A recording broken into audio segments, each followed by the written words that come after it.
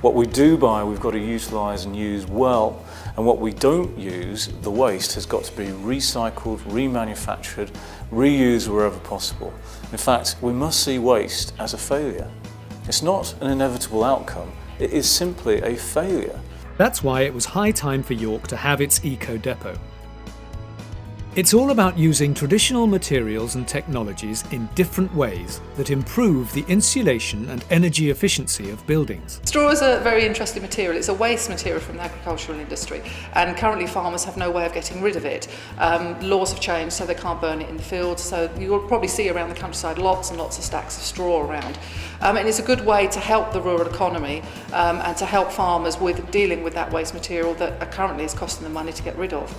And as a building material, it's fantastic. It has high insulation values, particularly in the way that we've used it. And also it's got very low embodied CO2. So in other words, as it's growing, it absorbs CO2. It absorbs carbon dioxide, which is the main greenhouse gas. And then that is locked up within the straw and is only released when that straw either decomposes or is burned. So it's actually carbon positive in terms of how it copes with climate change. Once you have a building that's properly insulated, then renewable energy can really contribute to powering the building. Saving energy isn't simply about not using the heating or the air conditioning. It's about not needing to use them. In particular, we're looking at construction materials, which brings us round to where we are today, I guess. Straw, obviously, is the clever bit, really.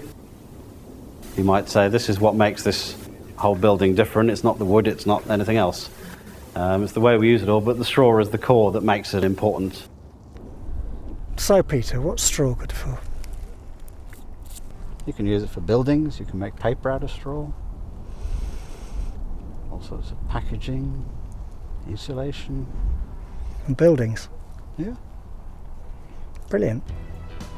So, mod cell panels, this is why we're here today. What is the mod cell panel? Well, it's a prefabricated modular straw bale unit created by White Design. They have a patent on the design, developed with Mander engineers, and developed in this project. Peter from Agrifibre and Molums as a group, including the site team, have assisted in the development of this mod cell panel. So, some of the mod cell highlights.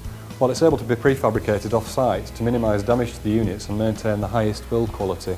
We don't see any straw on site. They come to site with a coat of render on, and you'll never see straw on that site. It will be coated to start off with. It's a self-supporting cladding system able to weather-tight the building, and it minimises the heat loss through the enveloping walls. It gives a U-value there of 0.05, which for the technical people in the audience is a hell of a lot better than a cavity wall, which is 0.35 as current building regs states. And it utilises naturally available materials, including straw, lime for the render, and sustainable timber for the framing, some of the dowels, in lieu of brickwork, blockwork and cement mortar. Contractors like Carillion can just work with them in a very simple and straightforward way. So it's about trying to do what we call hybrid sustainability, deep green thinking linked to commercial construction methods and hence prefabrication. There will be a significant increase in the number of extreme rainfall events in northern and upland areas. From a PLC point of view, from Carillion's point of view, it's a brave step because PLCs don't tend to take too many risks. Certainly in terms of at the start of this project we had to do a risk register, assess all the risks involved in this project, one of which was we're building out of straw. Nobody's ever done that before, certainly in the UK on such a significant scale. Can we cope with doing that? Well, somebody somewhere, higher than I, thought, yes, we can manage that risk, and we have. Straw bales. People laugh, but when they go to the site, they can see a substantial building that will be in an operational context, which is working, which is efficient, which is attractive.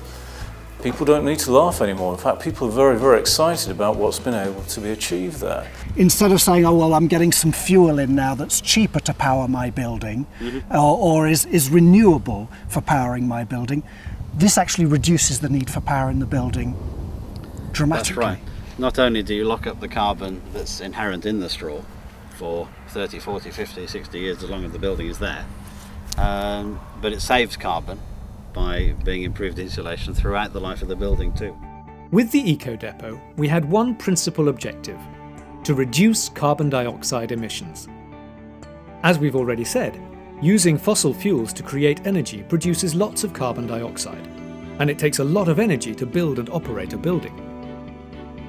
So, firstly, we looked at ways of reducing the amount of CO2 emitted in the construction of the building, taking into account the energy needed to extract the raw materials, manufacture, transport, and then construct the building with them.